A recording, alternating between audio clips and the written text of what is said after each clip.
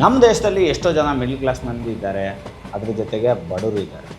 ಆದರೆ ನಮ್ಮ ಯಾರಿಗೂ ಫೈನಾನ್ಷಿಯಲ್ ಮ್ಯಾನೇಜ್ಮೆಂಟ್ ಅನ್ನೋದೇ ಇಲ್ಲ. ನಾನು ಈ ವಿಡಿಯೋ ಮಾಡ್ತಾ ಇರೋಕ್ಕೆ ಕಾರಣ SIP ಹಾಗೂ SWPನ ಹೇಗೆ ಡೀಟೇಲಾಗಿ ಎಕ್ಸ್ಪ್ಲೈನ್ ಮಾಡೋಕ್ಕೆ ಸಾಧ್ಯನೋ ನನ್ನ ಪ್ರಕಾರ ನಾನು ಮಾಡ್ತಾಯಿದ್ದೀನಿ. ನಮ್ಮ ದೇಶದಲ್ಲಿ ಒಂದು ಮಿಡ್ಲ್ ಕ್ಲಾಸ್ ಫ್ಯಾಮಿಲಿಯವರು ಒಂದು ಮದುವೆ ಮಾಡಬೇಕು ಅಂದರೆ ಕಮ್ಮಿ ಅಂದರೂ 50ರಿಂದ 1 ಕೋಟಿ ತನಕ ಖರ್ಚು ಮಾಡ್ತಾರೆ. ಆದರೆ ಆ 50ರಿಂದ 1 ಕೋಟಿನ ಅವ್ರು ಎಲ್ಲಿಂದ ತರ್ತಾರೆ? ಅವರು ದುಡ್ಡಲ್ಲಿ ಖರ್ಚು ಮಾಡ್ತಾರೋ ಇಲ್ಲ ಅವರು ದುಡ್ದಿರೋ ಸೇವಿಂಗ್ಸ್ನಲ್ಲಿ ಖರ್ಚು ಮಾಡ್ತಾರೋ? ಅದೇ ಒಂದು ಬಡವರು ಮದುವೆ ಮಾಡಬೇಕು ಅಂದರೆ ಇವತ್ತು ಕಮ್ಮಿ ಅಂದರೂ 10 ಲಕ್ಷ ರೂಪಾಯಿ ಬೇಕು. ಆ 10 ಲಕ್ಷ ರೂಪಾಯಿನ ಅವ್ರು ದುಡ್ದು ಕೂಡಿಟ್ಟು ಮದುವೆ ಮಾಡೋಕ್ಕಾಗುತ್ತಾ? ಆಗಲ್ವಾ? ಈ ಪ್ರಶ್ನೆನ ನೀವು ನಿಮಗೆ ಕೇಳ್ಕೊಂಡೆ ನೋಡಿ. ನನಗೆ ಗೊತ್ತಿರೋಂಗೆ ಮಿಡ್ಲ್ ಕ್ಲಾಸ್ ಫ್ಯಾಮಿಲಿಯವರು ಮದುವೆಯನ್ನು ಅವರು ದುಡ್ದ ಕಾಲದಲ್ಲಿ ಸಾಲ ಸೋಲ ಮಾಡಿ ಲೋನ್ ತಗೊಂಡು ಬ್ಯಾಂಕಿಂದ ಇಂಟ್ರೆಸ್ಟ್ಗೆ ಅಂತ ಒಂದು ಸೈಟ್ನ ತಗೊಂಡಿರ್ತಾರೆ. ಅವ್ರ ಮಕ್ಕಳ ಮದುವೆ ಟೈಮಲ್ಲಿ ಆ ಸೈಟ್ನ ಮಾರಿ ಆ ದುಡ್ಡಲ್ಲಿ ಅವರ ವಿದ್ಯಾಭ್ಯಾಸ ಮತ್ತು ಮದುವೆಗೆ ಅಂತ ಸಪ್ರೇಟಾಗಿ ಬೈಫರ್ಗೇಟ್ ಮಾಡಿ ಇಟ್ಟಿರ್ತಾರೆ.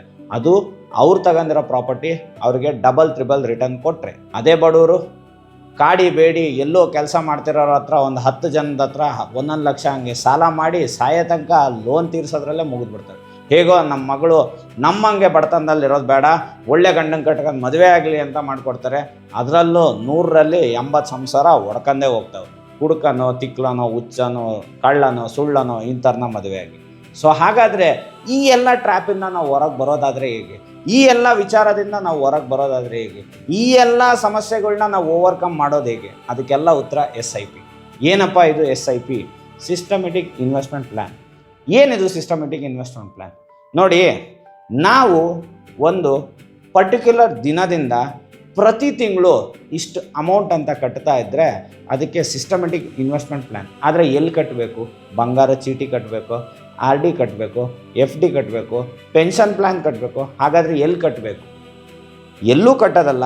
ಪ್ರತಿಯೊಂದು ಬ್ಯಾಂಕಿನಲ್ಲೂ SIP ಅಂತ ಒಂದು ಸಿಸ್ಟಮೆಟಿಕ್ ಇನ್ವೆಸ್ಟ್ಮೆಂಟ್ ಪ್ಲ್ಯಾನ್ ಇರುತ್ತೆ. ಪ್ರತಿ ತಿಂಗಳು ನೀವು ಕಟ್ತಾ ಇದ್ದರೆ ಹನಿ ಹನಿ ಸೇರಿದರೆ ಹಳ್ಳ ಅಂತ ಹಿಂಗೆ ಗಾದೆ ಅದೆಲ್ಲ ಅದು ನಿಜ ಆಗುತ್ತೆ. ಅದಕ್ಕೆ ಕಾಂಪೌಂಡಿಂಗ್ ಅಂತಾರೆ. ಕಾಂಪೌಂಡಿಂಗ್ ಅಂದರೆ ಏನು? ಸರ್, ನೀವು ಏನೇನೋ ಟೆಕ್ನಿಕಲ್ ಟರ್ಮ್ ಹೇಳ್ತೀರಿ, ಇದೆಲ್ಲ ನಮಗೆ ಅರ್ಥ ಆಗಲ್ಲ. ನಮಗೆ ಅರ್ಥ ಆಗೋ ಭಾಷೆಗೆ ಹೇಳ್ರಿ. ನೋಡಿ, ಎಲ್ಲ ಜನರಿಗೂ ಅರ್ಥ ಆಗೋಂಥ ಈಸಿ ಭಾಷೆಯಲ್ಲಿ ಹೇಳೋಕ್ಕೆ ಇಷ್ಟಪಡ್ತೇನೆ. ಕಾಂಪೌಂಡಿಂಗ್ ಅನ್ನೋದು ಪ್ರಪಂಚದ 8ನೇ ಅದ್ಭುತ. ಸರ್, ಪ್ರಪಂಚದಲ್ಲಿ 7 ಅದ್ಭುತ ಇದ್ದಾವೆ, ನಮಗೆ ಗೊತ್ತು, ನೋಡಿದ್ದೀವಿ. ಇದೆಯಾ ಅದು ಸರ್ 8ನೇ ಅದ್ಭುತ? ನೋಡಿ, ಪ್ರಪಂಚದಲ್ಲಿರೋ 7 ಅದ್ಭುತನ ನೀವು ನೋಡ್ಬೋದು, ಆದರೆ ಪ್ರಪಂಚದಲ್ಲಿರುವ ಈ 8ನೇ ಅದ್ಭುತನ ನೀವು ನೋಡೋಕ್ಕಾಗಲ್ಲ, ಕೇವಲ ಅನುಭವಿಸ್ಬೋದು. ಅದು ಸಿಸ್ಟಮೆಟಿಕ್ ಪ್ಲ್ಯಾನಲ್ಲಿ ನೀವು ಇನ್ವೆಸ್ಟ್ಮೆಂಟ್ ಮಾಡಿದರೆ, ಕನ್ಸಿಸ್ಟೆಂಟ್ ಇದ್ದರೆ ನೀವು ಈ 8ನೇ ಅದ್ಭುತವನ್ನು ನಿಮ್ಮ ಜೀವನದಲ್ಲಿ ಅನುಭವಿಸ್ಬೋದು. ಹಾಗೂ ನಾನು ಹೇಳಿದ ಈ ಎಲ್ಲ ಟ್ರ್ಯಾಪಿಂದ ಹೊರಗೆ ಬರ್ಬೋದು. ನಿಮ್ಮ ಕುಟುಂಬ ಸಹ ಮುಂದಿನ ಪೀಳಿಗೆ ಕೋಟ್ಯಾಧಿಪತಿಗಳಾಗ್ಬೋದು. ಸರ್, ಸುಮ್ಮನೆ ನಮಗೆಲ್ಲ ಆಸೆ ತೋರಿಸ್ಬೇಡ್ರಿ ಸರ್. ನೋಡಿ, ಇದು ನಾನು ಹೇಳ್ತಾ ಇರೋದಲ್ಲ, ಇದು ನಮ್ಮ ಕೃಷ್ಣದೇವರಾಯ ಕಾಲದಲ್ಲಿ ತೆನಾಲಿರಾಮನವರು ಒಂದು ಯುದ್ಧವನ್ನು ನಿಲ್ಲಿಸಲು ಈ ಚಾಣಕ್ಯತನದ ಒಂದು ಆಟವನ್ನು ಆಡಿರ್ತಾರೆ. ಧನಂಜಯ್ ಎಂಬುವ ರಾಜನು ವಿಜಯನಗರ ಸಾಮ್ರಾಜ್ಯದ ಮೇಲೆ ದಾಳಿ ಮಾಡೋಕ್ಕೆ ಅಂತ ರೆಡಿಯಾಗಿದ್ದಾಗ ಕೃಷ್ಣದೇವರಾಯರು ಯುದ್ಧಕ್ಕೆ ಸಿದ್ಧ ಎಂದು ನಿಂತಿರ್ತಾರೆ.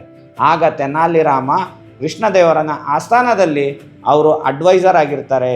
ಅಂದರೆ ಅವರು ರಾಜರಿಗೆ ಸಲಹಾಕಾರರಾಗಿರ್ತಾರೆ. ಸೊ ಅವರ ಕೆಲಸವೇನು ಅಂದರೆ ಒಳ್ಳೆಯ ಸಲಹೆಗಳನ್ನು ರಾಜನಿಗೆ ತಿಳಿಸೋದು. ಅವರ ಪ್ರಕಾರ ಯುದ್ಧ ಅನ್ನೋದು ದೇಶಕ್ಕೆ ಹಾನಿ, ಜನಗಳಿಗೆ ಹಾನಿ, ಪ್ರಜೆಗಳಿಗೆ ಹಾನಿ, ಸಾವು ನೋವುಗಳಿಂದ ಎಲ್ಲರಿಗೂ ಹಾನಿಯಾಗುತ್ತೆ. ಆದಷ್ಟು ನಾವು ಯಾರನ್ನೇ ಗೆಲ್ಲಬೇಕು ಅಂದರೆ ಯುಕ್ತಿಯಿಂದ ಗೆಲ್ಲಬೇಕು ಅಂತ ಹೇಳ್ತಿದ್ರು. ಆಗಿನ ಕಾಲದಲ್ಲಿ ಅವರು ಈ ಪವರ್ ಆಫ್ ಕಾಂಪೌಂಡಿಂಗ್ ಅನ್ನೋ ಟರ್ಮ್ ಈಗ ನಾವು ಇಂಗ್ಲೀಷ್ನಲ್ಲಿ ಹೇಳ್ತಿರ್ಬೋದು, ಆದರೆ ಅವರು ಒಂದು ಆಟ ಆಡ್ತಾರೆ ಧನಂಜಯನ ಜೊತೆ. ಆ ಆಟವನ್ನು ನೀವು ಅರ್ಥ ಮಾಡ್ಕೊಂಡ್ರೆ ಪವರ್ ಆಫ್ ಕಾಂಪೌಂಡಿಂಗ್ ಎಷ್ಟು ಅದ್ಭುತವಾದ್ದು, ಪ್ರಪಂಚದ 8ನೇ ಅದ್ಭುತ ಅಂತ ಏನಕ್ಕೆ ಕರಿತೀವಿ ಅಂತ ನಿಮಗೆ ಗೊತ್ತಾಗುತ್ತೆ. ಹೌದು ಸ್ನೇಹಿತರೆ, ತೆನಾಲಿರಾಮನವರು ಧನಂಜಯನ ಮಗನಿಗೆ ಏನೋ ಒಂದು ಸಮಸ್ಯೆ ಇರುತ್ತೆ, ಆ ಸಮಸ್ಯೆಯನ್ನು ಬಗೆಹರಿಸ್ತಾರೆ. ಆ್ಯಕ್ಚುಲಿ ಅವರು ಧನಂಜಯನ ಮಹಾರಾಜನ ಹತ್ರ ಹೋಗಿ ಈ ಯುದ್ಧ ನಡೆಸೋದು ಬೇಡ, ಇದರಿಂದ ಸುಮ್ಮನೆ ಅನವಶ್ಯಕವಾದ ಯುದ್ಧ ಆಗಿ ಜನಗಳ ಸಾವು ನೋವಾಗಿ ಧನ ಹಾನಿಯಾಗುತ್ತೆ, 2 ರಾಜ್ಯಗಳಿಗೆ ಬೊಕ್ಕಸಕ್ಕೆ ಹೊಡೆತ ಬೀಳುತ್ತೆ ಅಂತ. ಆದರೆ ಧನಂಜಯಂಗೆ ದುಡ್ಡಿನ ಅಹಂ ಮತ್ತಿರುತ್ತೆ. ದುಡ್ಡಿದ್ರೆ ಎಲ್ಲವನ್ನು ಗೆಲ್ಬೋದು ಅಂತಿರ್ತಾನೆ. ಆದರೆ ಅವನ ಮಗನಿಗಿದ್ದ ಒಂದೇ ಒಂದು ಪ್ರಾಬ್ಲಮ್ನ ಅವನ ಕೈಯಲ್ಲಿ ಸಾಲ್ವ್ ಮಾಡೋಕ್ಕಾಗ್ತಾ ಇರಲಿಲ್ಲ. ಆಗ ತೆನಾಲಿರಾಮ ಒಂದು ಚಾಲೆಂಜ್ ಮಾಡ್ತಾರೆ, ನಿಮ್ಮ ಮಗನಿಗಿರುವ ಸಮಸ್ಯೆಯನ್ನು ನಾನು ಬಗೆಹರಿಸ್ಕೊಡ್ತೀನಿ, ನನಗೊಂದು ಅವಕಾಶ ಕೊಡಿ ಅಂತ. ಅದೇ ರೀತಿ ಮಾತು ಕೊಟ್ಟಂಗೆ ತೆನಾಲಿರಾಮನವರು ಅವ್ರ ಮಗನಿಗಿದ್ದ ಸಮಸ್ಯೆಯನ್ನು ಬಗೆಹರಿಸ್ಕೊಟ್ಟಾಗ ಧನಂಜಯ ಮಹಾರಾಜ ಸಂತೃಪ್ತನಾಗಿ ತೆನಾಲಿರಾಮನವರಿಗೆ ಒಂದು ಮಾತು ಕೇಳ್ತಾರೆ, ನಿಮಗೇನು ಬೇಕು ಕೇಳಿ, ನೀವೇನು ಕೇಳಿದ್ರು ಇವತ್ತು ನಾನು ಕೊಡೋ ಅಂಥ ಖುಷಿಯಲ್ಲಿದ್ದೀನಿ, ನನ್ನ ಹತ್ರ ದುಡ್ಡಿದ್ರೆ ಎಲ್ಲ ಸಾಧ್ಯ ಅಂತ ಹೇಳ್ತಾನೆ. ಆವಾಗ ತೆನಾಲಿರಾಮ ಯೋಚನೆ ಮಾಡಿ ಧನಂಜಯನಿಗೆ ದುಡ್ಡಿನ ಅಹಂ ಇದೆ, ಇದನ್ನು ಹೇಗಾದರೂ ಇಳಿಸಲೇಬೇಕು, ಅದ್ರ ಜೊತೆಗೆ ಈ ಯುದ್ಧವನ್ನು ಹೇಗಾದರೂ ಯುದ್ಧ ಆಗದಲ್ಲೇ ನಿಲ್ಲಿಸಬೇಕು ಅಂತ ಯೋಚನೆ ಮಾಡಿ, ಮಹಾರಾಜ ನನಗೇನೂ ಬೇಡ, ನಾನೊಬ್ಬ ಬ್ರಾಹ್ಮಣ, ನನಗೆ ನೀವು ಒಂದೇ ಒಂದು ಕಾಳು ಅಕ್ಕಿ ಕೊಟ್ಟರು ನಾನು ಸಂತೃಪ್ತನಾಗಿರ್ತೀನಿ. ಅಯ್ಯೋ ದಡ್ಡ ಬ್ರಾಹ್ಮಣನೇ, ನೀನು ಅರ್ಧ ರಾಜ್ಯ ಕೇಳಿದ್ರು ನಾನು ಕೊಡ್ತಾ ಇದ್ದೆ, ಈ ನನ್ನ ಮಗನ ಸಮಸ್ಯೆ ಬಗೆಹರಿಸಿದ್ದಕ್ಕೆ ಎಷ್ಟೋ ಜನ ಬಂದು ಪ್ರಯತ್ನಿಸಿದರೂ ಆಗಿರಲಿಲ್ಲ, ನೀನು ಬಗೆಹರಿಸಿದೀಯಾ, ನೀನು ಅರ್ಧ ರಾಜ್ಯ ಕೇಳಿಬಿಡ್ತೀಯನೋ ಅಂತ ನಾನು ಯೋಚನೆಯಲ್ಲಿದ್ದೆ, ಒಂದೇ ಒಂದು ಕಾಳು ಅಕ್ಕಿ ಕೇಳ್ತಾ ಇದೆಯಲ್ಲ, ನಿನಗೆ ಏನು ಅನ್ಬೇಕು ಅಂತ ನಗ್ತಾನೆ. ಆವಾಗ ತೆನಾಲಿರಾಮ ಹೇಳ್ತಾರೆ, ಹೌದು ಸ್ವಾಮಿ, ನಾನು ಬ್ರಾಹ್ಮಣ, ನನಗೆ ಒಂದೇ ಒಂದು ಕಾಳು ಅಕ್ಕಿ ಬೇಕು, ಆದರೆ ಒಂದೇ ಒಂದು ಕಂಡೀಷನ್ ಮೇಲೆ ಬೇಕು ಅಂತ. ಏನದು ಕೇಳು ಅಂತ ಹೇಳ್ತಾರೆ. ಆಗ ತೆನಾಲಿರಾಮ ಅವ್ರು ಕೇಳೋದು, ನನಗೆ ಚದುರಂಗದ ಮನೆ 64 ಮನೆಗಳಿದೆ ಅಲ್ಲ, 64 ಮನೆಗಳಲ್ಲೂ ಅಕ್ಕಿ ಕಾಳು ಬೇಕು. ಹೌದು ಸ್ವಾಮಿ, ನನಗೆ ಒಂದು ಕಾಳು ಅಕ್ಕಿನೇ ಬೇಕು, ಆದರೆ ನನಗೆ ನೀವು ಕೊಡುವ ಒಂದು ಕಾಳು ಅಕ್ಕಿ ಹೇಗಿರಬೇಕು ಅಂದರೆ ಚದುರಂಗದ ಮನೆಯ 64 ಮನೆಗಳಲ್ಲೂ ನೀವು ಕೊಡಬೇಕು. ನನಗೆ ಹೇಗೆ ಕೊಡಬೇಕು ಅಂದರೆ ಮೊದಲನೇ ಮನೆಯಲ್ಲಿ ಒಂದು ಕಾಳು ಕೊಟ್ಟರೆ ಅದನ್ನು ಪ್ರತಿ ಮನೆಗೆ ದ್ವಿಗುಣಗೊಳಿಸ್ತಾ ಹೋಗಬೇಕು. ಇಷ್ಟೇ ನನಗೆ ಬೇಕಾಗಿರೋದು ಸ್ವಾಮಿ. ಅಯ್ಯೋ ನನ್ನ ಹತ್ರ ದುಡ್ಡಿದ್ರೆ ಎಲ್ಲ ಸಾಧ್ಯ. ತೆನಾಲಿರಾಮನವರು ಹೇಗೆ ಅಕ್ಕಿ ಕಾಳನ್ನ ಕೇಳ್ತಾರೋ ಹಾಗೆ ಕೊಡಬೇಕು ಅಂತ ಆಜ್ಞೆ ಮಾಡ್ತಾರೆ. ಆಗ ಅವ್ರ ಮಂತ್ರಿ ಲೆಕ್ಕಾಚಾರ ಆಗ್ತಾ ಇದ್ದಾಗ ಧನಂಜಯ ಮಹಾರಾಜ, ಏನು ಲೆಕ್ಕಾಚಾರ ಹಾಕುತ್ತಿರುವೆ, ನಮ್ಮ ಹತ್ರ ದುಡ್ಡಿದ್ರೆ ಎಲ್ಲ ಸಾಧ್ಯ, ನೀನು ಕೊಡು ಮಂತ್ರಿ, ಯೋಚನೆ ಏಕೆ, ಸೈನಿಕರೇ ಅಕ್ಕಿ ತನ್ನಿ ಎಂದು ಮೊದಲನೇ ಮನೆಯಲ್ಲಿ 1ನೇ ಕಾಳು ಇಡ್ತಾರೆ, 2ನೇ ಮನೆಯಲ್ಲಿ 2ನೇ ಕಾಳು, ಅದೇ ರೀತಿ ಡಬಲ್ ಮಾಡ್ತಾ ಹೋಗ್ತಾರೆ. 2 4 ಆಗುತ್ತೆ, 4 8 ಆಗುತ್ತೆ, 8 16 ಆಗುತ್ತೆ, 16 32 ಆಗುತ್ತೆ. ಹೀಗೆ ದ್ವಿಗುಣಗೊಳಿಸ್ತಾ ಹೋದಂಗೆ ಲಕ್ಷ, ಕೋಟಿ, ಶತಕೋಟಿ, 100 ಕೋಟಿ, ಅದಕ್ಕೆ ಅಂತ್ಯನೇ ಇಲ್ಲ. 32ನೇ ಮನೆ ಮುಟ್ಟೋ ಅಷ್ಟರಲ್ಲಿ ತನ್ನ ರಾಜ್ಯದಲ್ಲಿದ್ದ ಎಲ್ಲ ಅಕ್ಕಿಯನ್ನು ಕಳ್ಕೊಂತಾರೆ. ಆಗ ಧನಂಜಯ ಮಹಾರಾಜ ಹೇಳ್ತಾರೆ, ಅಕ್ಕಪಕ್ಕ ಎಲ್ಲ ರಾಜ್ಯಗಳಲ್ಲೂ ನಮ್ಮ ಸೈನಿಕರನ್ನು ಕಳಿಸಿ ಅಕ್ಕಿಯನ್ನು ತರಿಸಿ ತೆನಾಲಿರಾಮನವ್ರು ಕೇಳಿರುವ ಅಷ್ಟು ಅಕ್ಕಿಯನ್ನು ಕೊಡಬೇಕು ಅಂತ ಮಂತ್ರಿಗೆ ಆಜ್ಞೆ ಮಾಡ್ತಾರೆ. ಆಗ ಅವರ ಮಂತ್ರಿ ಹೇಳ್ತಾರೆ, ಅವರ ಸಲಹೆಗಾರ ಒಬ್ಬರು ಬಂದು ಹೇಳ್ತಾರೆ, ಸ್ವಾಮಿ, ನೀವು ಅಕ್ಕಪಕ್ಕ ರಾಜ್ಯದಷ್ಟೇ ಅಲ್ಲ, ನೀವು ಇಡೀ ಭರತ ವಂಶದ ಅಕ್ಕಿಯನ್ನು ಇನ್ನು 10 ವರ್ಷಕ್ಕೆ ತಂದು ಕೊಟ್ಟರು ನೀವು ಭಿಕ್ಷುಕರೇ ಆಗ್ತೀರಿ ಹೊರತು ಈ 64 ಮನೆ ತುಂಬೋಕೆ ಸಾಧ್ಯನೇ ಇಲ್ಲ ಅಂತ ಹೇಳ್ತಾರೆ. ಆಗ ಧನಂಜಯ ಮಹಾರಾಜನಿಗೆ ಅರ್ಥ ಆಗುತ್ತೆ, ಈಗ ನಾನು ಸೋತಿದ್ದೀನಿ ತೆನಾಲಿರಾಮನ ಮುಂದೆ, ಸೊ ತೆನಾಲಿರಾಮನವ್ರು ಗೆದ್ದಿದ್ದಾರೆ, ಸೊ ತೆನಾಲಿರಾಮನವರು ಇಲ್ಲ ಮಾತು ಕೊಟ್ಟಿದ್ದನ್ನು ಉಳಿಸ್ಕೊಳ್ಳಿ, ಇಲ್ಲ ಯುದ್ಧವನ್ನು ನಿಲ್ಲಿಸಿ ಅಂತ ಹೇಳಿ ವಿಜಯನಗರ ಸಾಮ್ರಾಜ್ಯದ ಮೇಲೆ ಅವ್ರೇನು ಯುದ್ಧ ಕಾರಿದ್ರೋ ಆ ಯುದ್ಧವನ್ನು ನಿಲ್ಲಿಸ್ತಾರೆ. ನಾನೀಗ ನಿಮಗೆ ತೋರಿಸ್ತಾ ಇರೋ ಚಾರ್ಟಲ್ಲಿ ಕಂಪ್ಲೀಟಾಗಿ ನೋಡಿ, ಮೊದಲನೇ ಮನೆಯಲ್ಲಿ 1ನೇ ಅಕ್ಕಿ ಕಾಳಿದೆ, 2 ಆಗುತ್ತೆ, 2 4 ಆಗುತ್ತೆ, 4 8 ಆಗುತ್ತೆ, 8 16 ಆಗುತ್ತೆ, 16 32 ಆಗುತ್ತೆ, 32 64 ಆಗುತ್ತೆ. ಹೀಗೆ ಹೋಗ್ತಾ 32 ಮನೆಗಳು ಮುಟ್ಟಿದ ತಕ್ಷಣ ಕೋಟಿ ಲೆಕ್ಕಕ್ಕೆ ಹೋಗುತ್ತೆ. ಅಲ್ಲಿಂದ ಹೇಗೆ ಕಾಂಪೌಂಡಿಂಗ್ ವರ್ಕ್ ಆಗುತ್ತೆ ನೋಡಿ. ನೀವು ಎಷ್ಟು ಜಾಸ್ತಿ ವರ್ಷ ನಿಮ್ಮ ದುಡ್ಡನ್ನು ಅಕ್ಯುಮುಲೇಟ್ ಮಾಡ್ತೀರೋ ನಿಮ್ಮ ದುಡ್ಡು ಅಷ್ಟು ವೇಗವಾಗಿ ಬೆಳೆಯುತ್ತೆ. ಇದು ಸ್ಟಾರ್ಟಿಂಗಿಂದ 25ನೇ ವರ್ಷದ ತನಕ ನಿಧಾನಗತಿಯಲ್ಲಿ ಸಾಗಿದ್ರು 25 ವರ್ಷಗಳ ಆದ ನಂತರ ಅತೀ ವೇಗವಾಗಿ ಸಾಗುತ್ತೆ. ನಿಮ್ಮೆಲ್ಲರಿಗೂ SIP ಕ್ಯಾಲ್ಕುಲೇಟರ್ ಅಂತ ಒಂದು ಕ್ಯಾಲ್ಕುಲೇಟರ್ ಇದೆ, ನೀವು ಪ್ಲೇಸ್ಟೋರಲ್ಲಿ ಹೋಗಿ ನೀವು ಅದನ್ನು ಡೌನ್ಲೋಡ್ ಮಾಡ್ಕೋಬೋದು. ಅಲ್ಲಿ ಹೋಗಿ ನೋಡ್ಬೋದು. ನೀವು ಫಸ್ಟು ನಾವು ಎದ್ರ ಮೇಲೆ ಇನ್ವೆಸ್ಟ್ ಮಾಡ್ತೀವಿ ನೋಡಿ, ಅದರಲ್ಲಿ large cap, mid cap, small cap ಅಂತ 3 ಥರದ ಇನ್ವೆಸ್ಟ್ಮೆಂಟ್ ಐಡಿಯಾಸ್ ಇರುತ್ತೆ, ಪ್ಲ್ಯಾನ್ಸ್ ಇರುತ್ತೆ. ಆ ಪ್ಲ್ಯಾನ್ ಏನಪ್ಪ ಅಂದರೆ ನಿಫ್ಟಿ ಇಂಡೆಕ್ಸ್ ಅಂತ ನಮ್ಮ ದೇಶದ 50 ಕಂಪನಿಗಳ ಮೇಲೆ ಹೂಡಿಕೆ ಮಾಡಿರ್ತಾರೆ. ಅದರಲ್ಲಿ ದೊಡ್ಡ ಕಂಪನಿಗಳಿರ್ತವೆ, ರಿಲಯನ್ಸು, TCS, ಇನ್ಫೋಸಿಸು, ITC, ಈ ಥರ. ಮಧ್ಯಮ ವರ್ಗದ ಕಂಪ್ನಿಗಳಿರ್ತವೆ, ಅಂದರೆ ಈಗ ತಾನೇ ಬೆಳೆಯೋಕ್ಕೆ ಸಿದ್ಧವಾಗಿರುವಂಥ. ಸ್ಮಾಲ್ ಸೆಕ್ಟರ್ ಇರ್ತವೆ, ಈಗ ತಾನೇ ಶುರು ಆಗಿರುವಂಥ. ಸೊ ನೀವು ಯಾವ್ದ್ರ ಮೇಲೆ ಹಾಕ್ಬೇಕು ನೋಡಿ. ದೊಡ್ಡವರು ಇನ್ನೂ ದೊಡ್ಡವರಾಗೋದು ಕಷ್ಟ, ಸಣ್ಣವನು ದೊಡ್ಡವನಾಗೋದು ಕಷ್ಟ, ಮಧ್ಯಮದಲ್ಲಿದ್ದವನು ಅವನು ದೊಡ್ಡವನಾಗೋ ಸಾಧ್ಯತೆ ಜಾಸ್ತಿ ಇರುತ್ತೆ. ಸೊ ಯಾವಾಗಲೂ ಮಿಡ್ ಕ್ಯಾಪ್ ಫಂಡ್ಗಳಲ್ಲಿ ನಾವು ಇನ್ವೆಸ್ಟ್ ಮಾಡಿದರೆ ನಾವು ಸೇಫಾಗಿರ್ತೀವಿ. ಸೊ ಇಲ್ಲ ಫ್ಲೆಕ್ಸಿ ಕ್ಯಾಪ್, ಏನು ಇನ್ವೆಸ್ಟ್ಮೆಂಟ್ ಮಾಡ್ತಾರೋ ಮ್ಯೂಚುವಲ್ ಫಂಡಲ್ಲಿ ಅಡ್ವೈಸರ್ಸ್ ಇರ್ತಾರೋ ಸೆಕ್ಯೂರಿಟಿಸ್ಟು, ಅವರು ಈ ವರ್ಷ ಯಾವ ಸೆಕ್ಟರ್ ಓಡುತ್ತೆ, ಯಾವ ಸೆಕ್ಟರಲ್ಲಿ ಜಾಸ್ತಿ ಬಂಡವಾಳ ಹಾಕಬೇಕು ಅನ್ನೋದನ್ನ ಅವರು ಯೋಚನೆ ಮಾಡಿ ನಿಮ್ಮ ಫಂಡ್ ಹಾಕಿರೋದನ್ನು ಸ್ವಿಚ್ ಮಾಡ್ತಾ ಇರ್ತಾರೆ. ಅಂದರೆ ಅವ್ರು ಯಾವಾಗ ಯಾವ ಕಂಪ್ನಿ ಓಡುತ್ತೋ ಆ ಕಂಪ್ನಿಗೆ ಹಾಕ್ತಾರೆ, ಅಲ್ಲಿಂದ ಲಾಭ ತೆಗಿತಾರೆ, ಮತ್ತೆ ಯಾವ ಕಂಪ್ನಿ ಓಡುತ್ತೋ ಅಲ್ಲಿಂದ ಲಾಭ ತೆಗಿತಾರೆ. ಸೊ ಈ ಥರ ಮಾಡೋದ್ರಿಂದ 18ರಿಂದ 20% CAGR ವರ್ಷಾನುವರ್ಷ ಲಾಭ ಕೊಡ್ಬೋದು. ನೀವು ಬರೀ ನಿಫ್ಟಿಗೆ ಹಾಕ್ತೀರಿ ಅಂದರೆ ನಿಫ್ಟಿ ಸ್ಟಾರ್ಟ್ ಆಗಿರೋದು 1996ನೇ ಇಸ್ವಿಯಿಂದ, 96ರಿಂದ ಇಲ್ಲಿವರೆಗೂ 2026ರವರೆಗೂ 13% CAGR ಕೊಟ್ಟಿದೆ. ಸೊ ನಾವು 12 ಹಿಡಿಯೋಣ, 12 ಹಿಡಿದ್ರು ಪ್ರತಿ ತಿಂಗಳು 1,000 ರೂಪಾಯಿ. ಎಂಥ ಬಡವನಾದರೂ ದುಡಿತಿರೋ ಅಂಥ ವ್ಯಕ್ತಿ, ಪುಕ್ಸಟ್ಟೆ ತಿಂತಿರೋನಿಗೆ ನಾನು ಹೇಳ್ತಾ ಇಲ್ಲ, ದುಡಿತಿರೋ ಅಂಥ ವ್ಯಕ್ತಿ 1,000 ರೂಪಾಯಿನ ವಾರ್ಷಿಕವಾಗಿ ಕೂಡಿಡೋದು ಅಸಾಧ್ಯವಾದ ಮಾತಲ್ಲ. ಪ್ರತಿ ತಿಂಗಳು 1,000 ರೂಪಾಯಿನ ಅವರು ಮಿಡ್ ಕ್ಯಾಪ್ ಅಂತ ಫಂಡ್ಗಳಲ್ಲಿ ಹಾಕಿ ಪ್ರತಿ ತಿಂಗಳು ತಪ್ಪದೆ ಇಂಥ ತಾರೀಕಿಗೆ ಅಂತ ಅವ್ರು ಡಿಸೈಡ್ ಆಗಿರ್ತಾರಲ್ಲ ಅದೇ ದಿನ ಇನ್ವೆಸ್ಟ್ ಮಾಡೋದ್ರಿಂದ ಅವರು ಟೋಟಲಾಗಿ 30 ವರ್ಷ ಬಂಡವಾಳ ಹಾಕಿದರೆ 3,60,000 ರೂಪಾಯಿ ಆಗುತ್ತೆ. ಈ 3,60,000 ರೂಪಾಯಿ ಕಾಂಪೌಂಡಿಂಗ್ ಆಗಿ ನಮಗೆ 12% ಲೆಕ್ಕ ಹಿಡಿದ್ರೆ ಎಷ್ಟಾಗಿರುತ್ತೆ ಗೊತ್ತಾ? 2 ಕೋಟಿ ಚಿಲ್ಲರೆ ಆಗಿರುತ್ತೆ. ಇದು ನಾನು ಹೇಳ್ತಾ ಇಲ್ಲ, ನೀವು ಕ್ಯಾಲ್ಕುಲೇಟ್ರಲ್ಲಿ ಹೋಗಿ ಚೆಕ್ ಮಾಡಿ. ಕ್ಯಾಲ್ಕುಲೇಟ್ರಲ್ಲಿ ಏನು ತೋರಿಸ್ತಾ ಇದ್ದೋ ಒಂದು 50,000 ಆಚೆ ಈಚೆ ಆಗ್ಬೋದು ಹೊರತು ಜಾಸ್ತಿ ಡಿಫ್ರೆನ್ಸ್ ಏನಾಗಲ್ಲ. ತಿಂಗಳಿಗೆ 1,000 ರೂಪಾಯಿನ ಕೂಡಿಟ್ಟು ನೀವು SIP ಮಾಡಿದ್ದೇ ಆದರೆ ನೀವು 30 ವರ್ಷಕ್ಕೆ ಕಟ್ಟುವ ಮೊತ್ತ 3,60,000. ಅದು ನಿಮಗೆ ಕಟ್ಟಿದ್ದು ಗೊತ್ತಾಗಲ್ಲ, ಏನಿಲ್ಲ.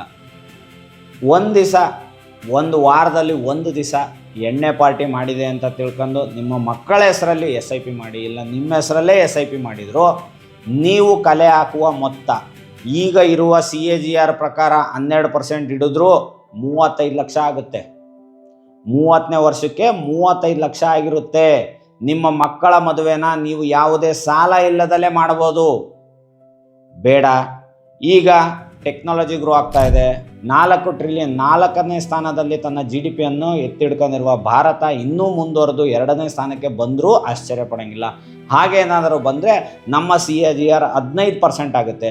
ಅಕಸ್ಮಾತ್ 15% ಆದರೆ ನಾವು ಪಡೆಯುವ ಮೊತ್ತ 70 ಲಕ್ಷ ರೂಪಾಯಿ. ಇದು ಬಡವರಿಗಾಯಿತು.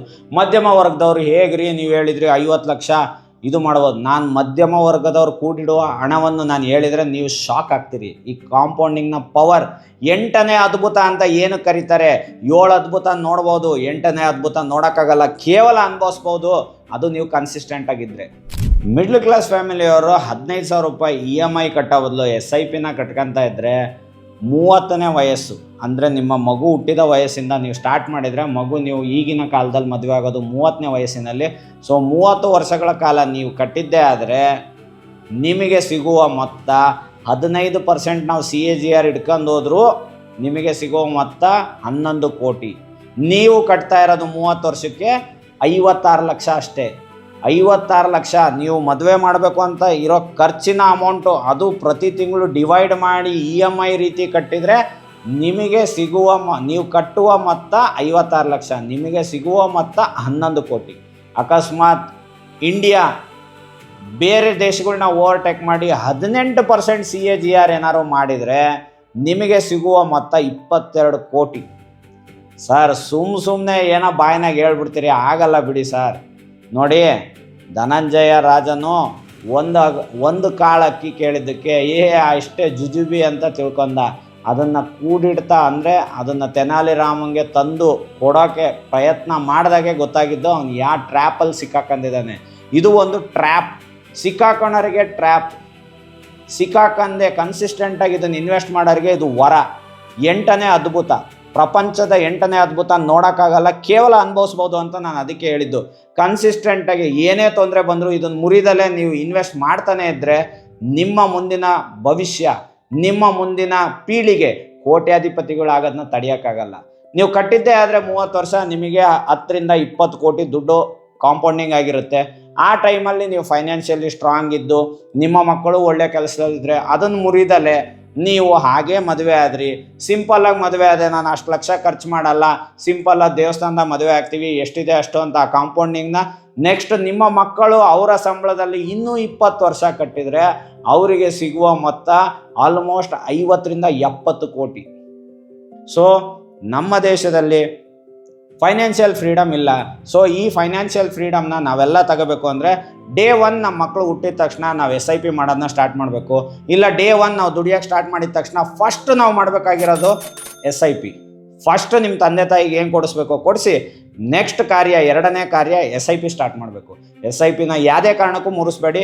ಜೀವನದಲ್ಲಿ 2 ಇನ್ಶೂರೆನ್ಸ್ ಬೇಕು, ನಾನು ಪದೇ ಪದೇ ಹೇಳ್ತೀನಿ. ಒಂದು ಟರ್ಮ್ ಇನ್ಶೂರೆನ್ಸು, ಒಂದು ಹೆಲ್ತ್ ಇನ್ಶೂರೆನ್ಸು. ಈ 2 ಬಿಟ್ಟು ಬೇರೆ ಯಾವುದೇ ಇನ್ಶೂರೆನ್ಸ್ ಯೂಲಿಪ್ ಪಾಲಿಸಿ ಮಾಡಿಸಿದ್ರೆ ನಮಗಿಂತ ಬೇರೆ ದಡ್ಡರು ಇನ್ನೊಬ್ಬರು ಸಿಗಲ್ಲ. ಸೊ ಹಾಗಾಗಿ SIP ಮಾಡೋದನ್ನ ಸ್ಟಾರ್ಟ್ ಮಾಡಿ. ಬಡವರಾಗಿರಲಿ, ಮಿಡ್ಲ್ ಕ್ಲಾಸ್ ಆಗಿರಲಿ, ಸಾವುಕಾರಲ್ಲಿ ಅವ್ರವ್ರ ಲೆವೆಲಿಗೆ ತಕ್ಕಂಗೆ ನೀವು SIP ಮಾಡಿದರೆ ಅದಕ್ಕೆ ತಕ್ಕಂಥ ಕಾಂಪೌಂಡಿಂಗ್ ಆಗಿ ಅದಕ್ಕೆ ತಕ್ಕಂಥ ರಿಟರ್ನ್ ನೀವು ಎಕ್ಸ್ಪೆಕ್ಟ್ ಮಾಡಲಿಲ್ಲಂಥ ರಿಟರ್ನು ನಿಮಗೆ ಸಿಗುತ್ತೆ. SIPಯ ಪವರ್ ಏನು ಅಂತ ಇನ್ನೊಂದು ಸರಿ ಆರಾಮಾಗಿ ಈ ವಿಡಿಯೋನ ಮತ್ತೆ ಫಸ್ಟಿಂದ ನೋಡಿ, ನೀವು ತಿಳ್ಕೊಳ್ಳಿ, ಇನ್ನೂ 100 ಜನಕ್ಕೆ ತಿಳಿಸಿ. ನಿನಗೇನು ಲಾಭಪ್ಪ ಇದನ್ನು ಹೇಳ್ತಾ ಇದೆಯಲ್ಲ ನೋಡಿ, ಬೇರೆಯವ್ರು ಯಾಕೆ ಹೇಳ್ತಾ ಇಲ್ಲ, ಇನ್ಶೂರೆನ್ಸ್ ಕಂಪ್ನಿಯವ್ರು ಯಾಕೆ 1 ಕೋಟಿ ತನಕ SIP ಮಾಡಿಸಿದ್ರು, ಪ್ರೀಮಿಯಂ ಕಟ್ಟಿಸಿದ್ರು, ಅವರಿಗೆ ಕಮಿಷನ್ ಅಂತ ಸಿಗೋದು 6ರಿಂದ 8 ಸಾವಿರ. ಅದೇ ಒಂದು ಯೂಲಿಪ್ ಪಾಲಿಸಿ ಇಲ್ಲ ಇನ್ಶೂರೆನ್ಸ್ ಮಾಡಿಸಿದ್ರೆ ಅವರಿಗೆ ಪರ್ಸೆಂಟೇಜ್ ಲೆಕ್ಕದಲ್ಲಿ ಸಿಗುತ್ತೆ. ಲಕ್ಷಕ್ಕೆ 10 ಸಾವಿರ 12 ಸಾವಿರ ಸಿಗುತ್ತೆ. ಕೋಟಿ ಮಾಡಿಸಿದ್ರು 8 ಸಾವಿರ ಸಿಗಲ್ಲ. ಅಂಥ ಸ್ಕೀಮ್ನ ಯಾರು ನಿಮಗೆ ಪಿಚ್ ಮಾಡ್ತಾರೆ ರೀ? ಇದು ಕಲಿಯುಗ ರೀ. ತಮಗೆ ಲಾಭ ಇಲ್ಲ ಅಂದರೆ ಬೇರೆಯವರಿಗೂ ಲಾಭ ಆಗಕ್ಕೆ ಬಿಡಲ್ಲ. ಸೊ ನೀನು ಯಾಕಪ್ಪ ಹೇಳ್ತಾ ಇದೀಯಾ? ನೋಡಿ, ಎಲ್ಲ ದೇಶ ಮುಂದುವರೆದಿದೆ. ಅವರೆಲ್ಲ ಇವನ್ನ ಫಾಲೋ ಮಾಡ್ತಾ ಇದ್ದಾರೆ, ಮುಂದುವರೆದಿದೆ. ನಮ್ಮ ದೇಶದಲ್ಲಿ ಇದನ್ನು ಫಾಲೋ ಮಾಡೋಕ್ಕೆ ಹೇಳೋ ಅಂಥ ಒಳ್ಳೆ ವ್ಯಕ್ತಿಗಳ್ನು ನಾನು ನೋಡ್ತಾ ಇಲ್ಲ, ಹೇಳೋ ಅಂಥ ಏಜೆಂಟ್ಗಳು ಇಲ್ಲ. ಸಿಂಪಲಾಗಿ ಅಡ್ವರ್ಟೈಸ್ ಕೊಡ್ತಾರೆ, ನಾನು SIP ಆ SIP ಅಂದರೆ ಏನು ಅಂತ ಜನಕ್ಕೆ ಅರ್ಥ ಆಗಬೇಕಲ್ಲ, ಬಡವನಿಗೂ ಅರ್ಥ ಆಗಬೇಕಲ್ಲ. ಅವ್ನು SIP ಮಾಡೋಕೆ ಅವನಿಗೆ ಮೋಟಿವೇಶನ್ ಬೇಕಲ್ಲ. ಎಲ್ಲರೂ ಮಾಡಿ, ಎಲ್ಲರೂ ಫೈನಾನ್ಷಿಯಲ್ ಫ್ರೀಡಮ್ ತಗೊಂಡು ನಮ್ಮ ದೇಶ ಬೇರೆ ದೇಶದ ಥರ ಒಂದು ಡೆವಲಪ್ಡ್ ಕಂಟ್ರಿ ಆಗಬೇಕು. ಪ್ರತಿಯೊಬ್ಬರು ಈ 8ನೇ ಅದ್ಭುತದ ಎಕ್ಸ್ಪೀರಿಯನ್ಸ್ನ ಪಡಿಬೇಕು. ನನಗೆ ತಿಳಿದಿದ್ದನ್ನು ನಾನು ತಿಳಿಲಿಲ್ದವ್ರಿಗೆ ತಿಳಿಸಿ, ತಿಳ್ಕೊಂಡು ಅವ್ರು ತಿದ್ಕೊಂಡು ಇನ್ವೆಸ್ಟ್ ಮಾಡಿ ಅವರು ಅನುಭವಿಸ್ಬೇಕು ಅನ್ನೋದೇ ನನ್ನ ಆಸೆ. ಇದೇ ಥರ ಇಂಟ್ರೆಸ್ಟಿಂಗ್ ಮಾಹಿತಿಗಳಿಗಾಗಿ ಇದೇ ಥರ ಇಂಟ್ರೆಸ್ಟಿಂಗ್ ವಿಡಿಯೋ ಮಾಡ್ತಾ ಇರಬೇಕು ಅಂದರೆ ಚಿಕ್ಕದಾಗೊಂದು ಲೈಕು, ಸ್ವೀಟಾಗಿ ಒಂದು ಕಮೆಂಟು, ನಿಮ್ಮ ಹಾರ್ಟಲ್ಲಿರೋ ಸಬ್ಸ್ಕ್ರೈಬ್ ಬಟನ್ನ ಕೊಡೋದು ಮರಿಬೇಡಿ.